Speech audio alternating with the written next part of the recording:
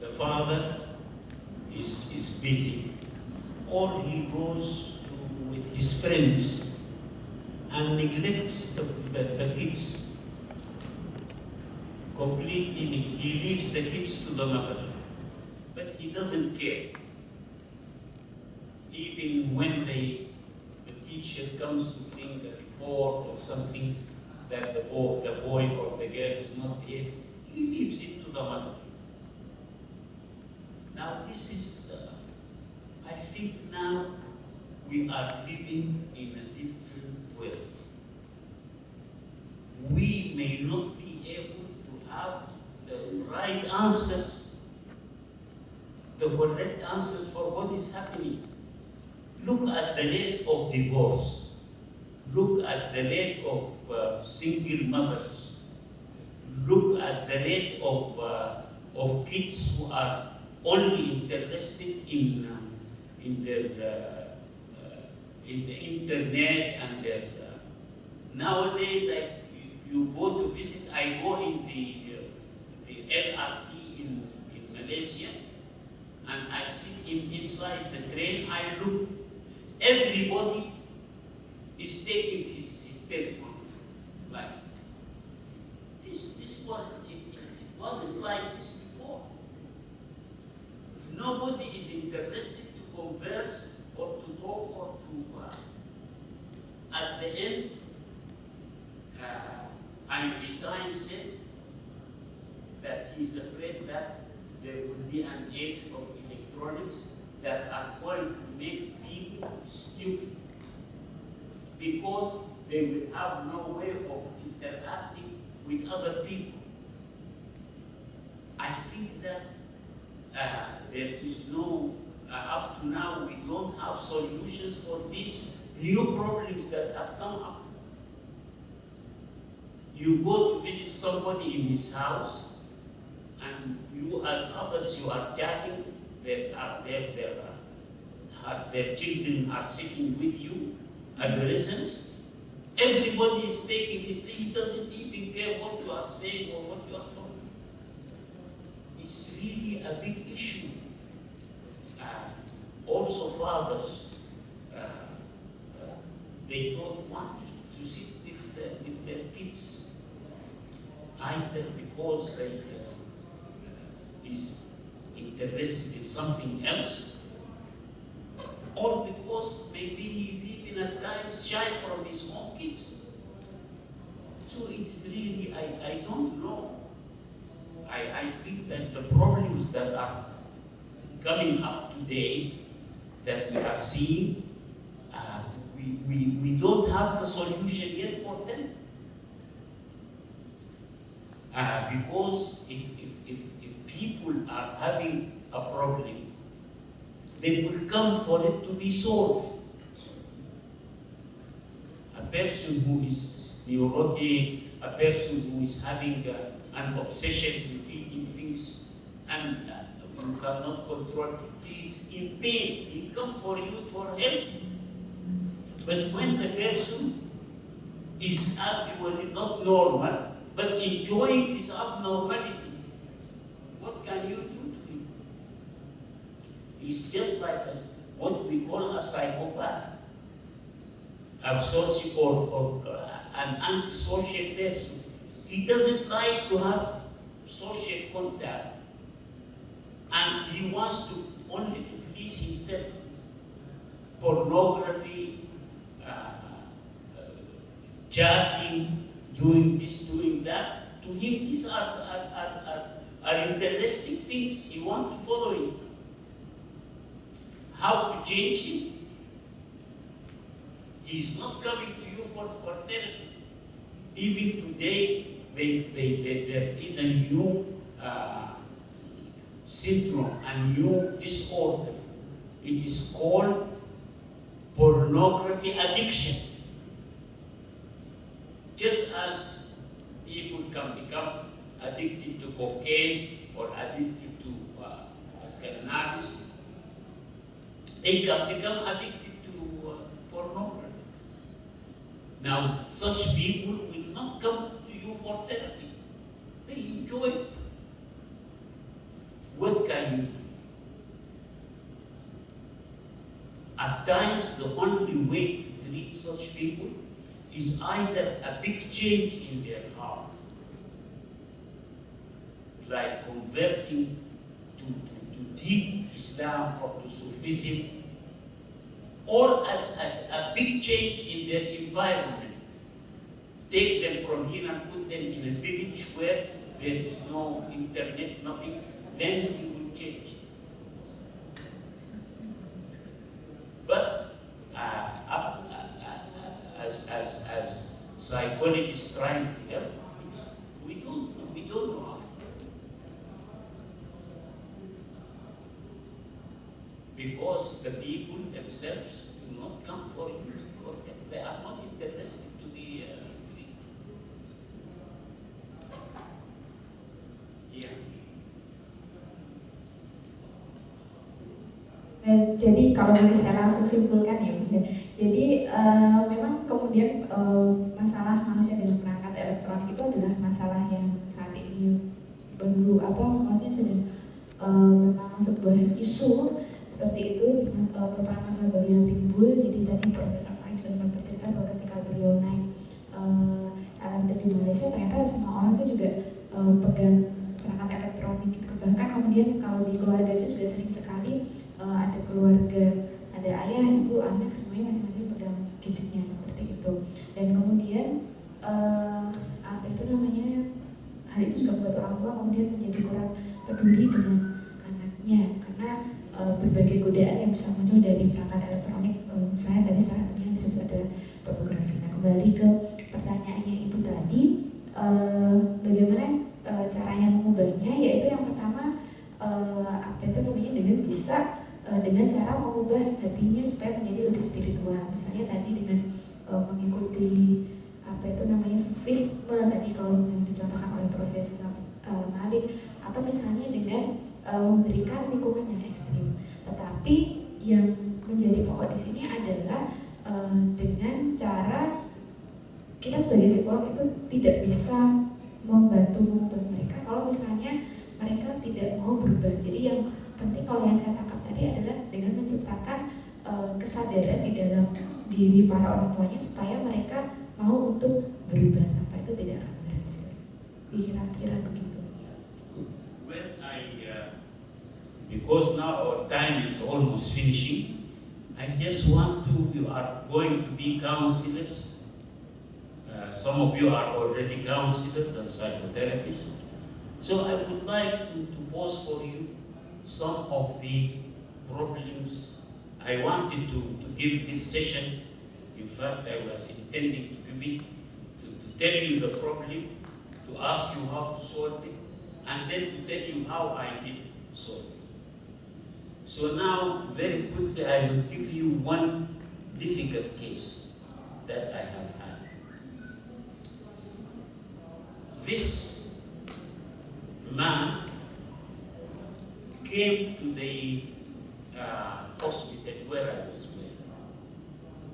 He is a highly respected man. He has been in the army, then he retired, and he has an important post. In his society, he's a highly respected man. But he came to the psychiatric hospital, and he was normal. He looked normal, everything, but he was worried and depressed. Psychiatrists gave him drugs, antidepressants, took him. But he comes back to the hospital. Then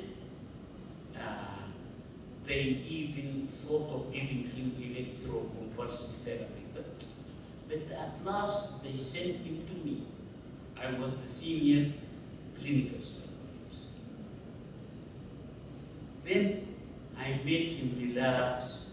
I did my own work of making him begin to talk. He was not talking. Then he told me the following story. He was a young man with his family, his mother he did not tell me about his father, but he told me about his uncle. His uncle was a police officer in charge of guarding the boundary between his country and the other country in the next to it. So, as an officer, he would go at times over horseback, at times by cars, to see there is smuggling between the two countries to protect the country. So he would go for days, he would be away. This man is brought up, the patient himself, he was only about 10 years old or so, when his uncle took care of him. He pays his fees for the school, and he helps his mother. But then the husband married a woman from another country, the boundary. And then when he travels, the uncle is childless. He doesn't have children.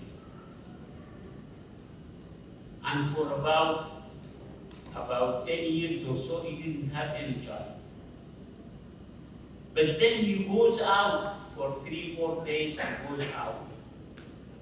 So his mother, the mother of this man, has a child, 10-year-old. Come, Yusuf, go and sleep with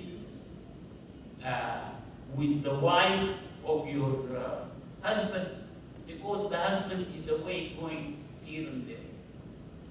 So he said, I used to go there to stay with this woman, to give her protection, to stay. At least I'm only a 10-year-old. Then, year after year after year, he goes to that home of the wife of his uncle, when his uncle is away, until he became about 12, 13. Then the wife seduced him, and he had sex with her. Every time the husband is away, he has sex with the wife of his uncle, because she seduced him. She became pregnant. Then when the uncle came and found that his wife is pregnant, he was happy. And he killed a sheep, and he went, oh, khalas, my wife is pregnant. Of course, the wife did not tell him. She had this business with the young boy. And then the woman gave birth to a boy. The boy came out to be a living copy of the young man, of him, when he had intercourse with her. But nobody could notice, because they say, maybe he looks like, both of them look like their grandfather, so and so. Then he forgot everything. The uncle died, and he came to the capital from the borders. He came to live in the capital city. And he became highly educated. He went into the army. He became, he retired, did a lot of good things. In the hospital, he was highly respected when he came for treatment. But then, the boy whom he fathered came to his house, and he had already married, and he had a daughter. The daughter was about 17 or so, and the boy whom he fathered was in his late 20s.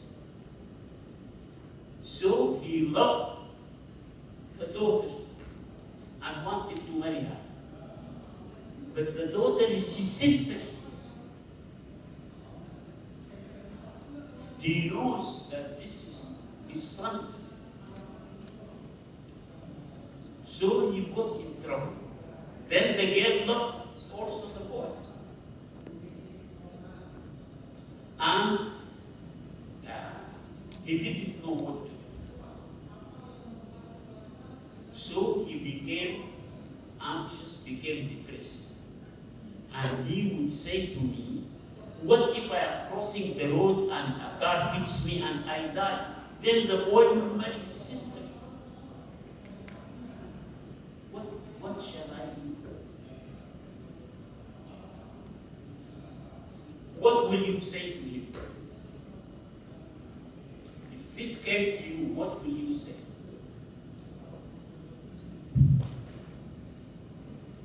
Baik, jadi Profesor Malik bertanya kepada Bapak Ibu, tadi ada sebuah kasus. Jadi kasusnya ada seorang klien yang pernah datang kepada Profesor Malik. Klien ini di lingkungannya sangat dihormati gitu ya, tadi highly educated atau berpendidikan tinggi, kemudian memiliki pangkat di ketentaraan seperti itu. Kemudian meskipun klien ini kelihatan normal dan sangat dihormati, tapi ternyata klien ini memiliki gangguan depresi. Kemudian oleh psikiater diberikan antidepresi, sampai kemudian juga diperiksa gelombang otaknya dan menggunakan ECG. Kemudian pada saat datang ke Profesor Malik, awalnya klien ini tidak mau bicara, tetapi kemudian klien ini bercerita. Jadi klien ini sejak usia 10 tahun itu tinggal bersama dengan mamanya, seperti itu. Nah, mamanya adalah seorang petugas polisi yang bertugas di daerah perbatasan antar dua negara, seperti itu. Nah, kemudian pamannya ini menikah dengan wanita dari negara lain di perbatasan tersebut, seperti itu.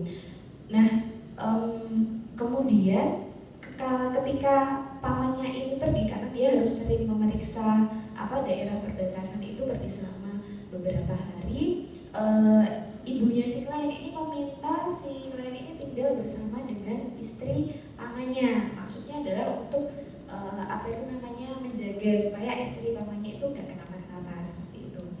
Nah, tetapi lama-kelamaan kemudian karena ditinggalnya ini sampai si klien ini sampai usianya remaja, akhirnya si klien ini berhubungan seksual dengan istri pamannya. Kemudian istri pamannya ini hamil. Nah, ketika pamannya mengetahui hal tersebut, bahwa istrinya itu hamil oleh keponakannya sendiri, pamannya ini malah gembira, seperti itu, karena mereka sudah lama menikah tapi tidak dikaruniai anak, seperti itu. Nah, istri pamannya ini melahirkan anak laki-laki yang wajahnya itu mirip persis dengan si klien yang sudah menghamili istri pamannya itu tadi.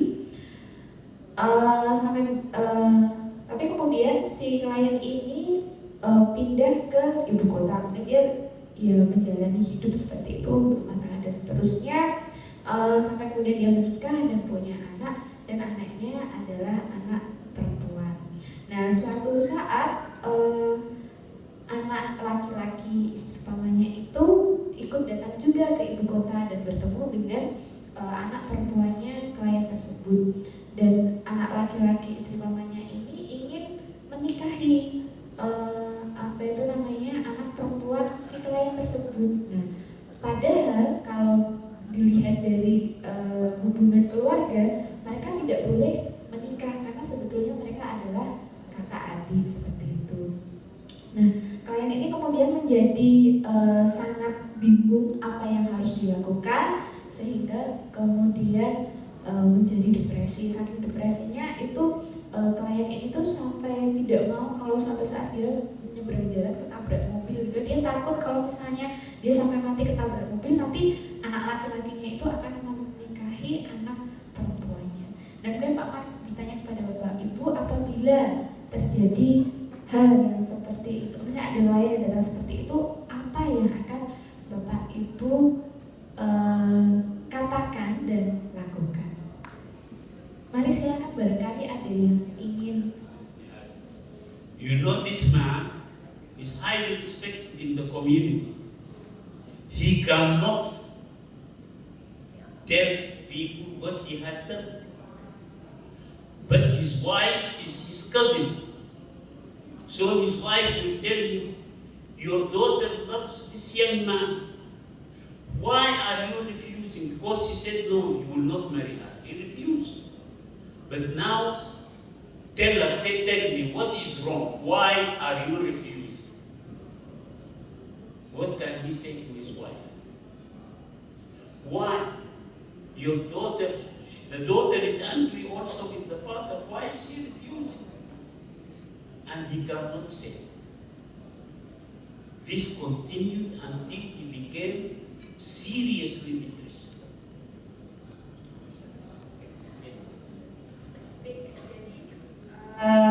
Apa kemudian selain ini juga ditanyai terus oleh anak perempuan dan oleh istrinya juga, kenapa sih kok anak perempuan mereka nggak boleh menikah dengan anak laki-laki itu gitu kan? Dan ini pertanyaan ini ditanyakan terus sehingga klien ini kemudian menjadi depresi.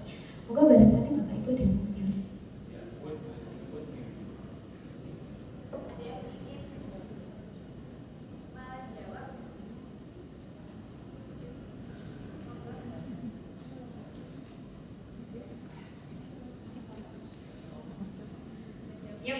Boleh memakai bahasa Indonesia, saya akan membantu untuk menjelaskan kepada Profesor Malik.